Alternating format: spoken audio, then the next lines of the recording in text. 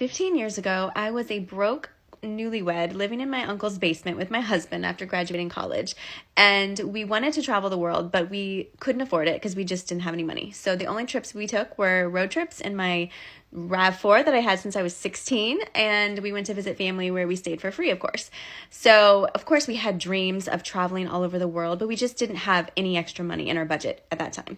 Flash forward 15 years later, we have learned the art of traveling with points and miles. So we have traveled to over 25 countries, some of the most beautiful destinations in the world, like the Maldives, Bora Bora, Japan, Singapore, Dubai, all over the Caribbean, and stayed in some of the best hotels. We've flown first class, business class for less than like the cost of a dinner out, all because we know how to use the benefits of travel reward credit cards.